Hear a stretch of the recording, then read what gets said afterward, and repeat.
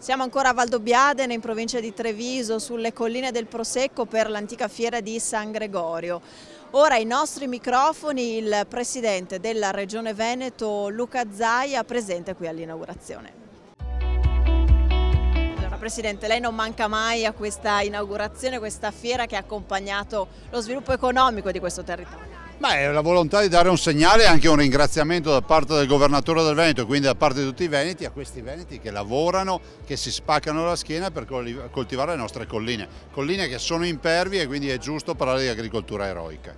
Prosecco, ma non solo, Presidente, qui in piazza vediamo anche i formaggi, insomma non dimentichiamo che anche questo fa parte della nostra agricoltura. Il Veneto ha un'agricoltura che vale circa 6 miliardi di euro, sono 350 prodotti tipici, abbiamo 52 denominazioni dei vini, 8 DOP dei formaggi, quindi è un paniere di prodotti unico e lo dobbiamo ai nostri agricoltori che sono degli autentici creativi artisti in agricoltura.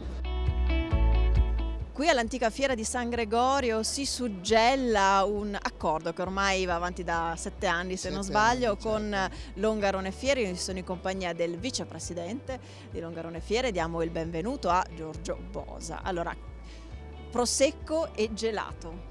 È un abbinamento che ormai è conosciuto da tanto tempo, però ogni anno ripetiamo questa tradizione, questo momento, soprattutto per incentivare i nostri gelatieri a migliorarsi sempre di più.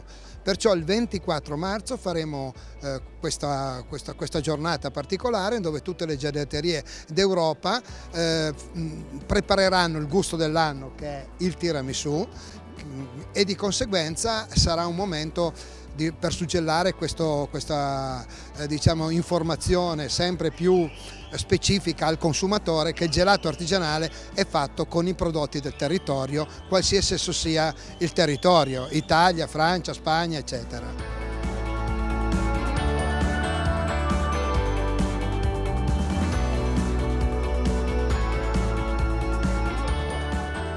Ringraziamo il vicepresidente di Longarone Fiere, Giorgio Bosa, e diamo il benvenuto a Terenzio Borga, il presidente di Aprolav, l'associazione di produttori di latte del Veneto. Voi direte, ma siamo a Valdobbiadene e parliamo di latte? Beh sì, perché qui ci sono delle malghe che producono dell'ottimo formaggio. E sono molto importanti anche a livello di qualità.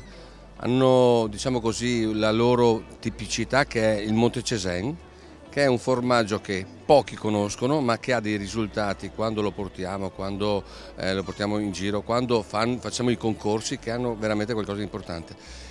Voglio solo dire che anni fa ha vinto il primo premio al Casius Veneti e in passato aveva addirittura vinto una Grolla d'Oro a San Vincent, tanto per dare l'idea della qualità che viene prodotta in questo territorio.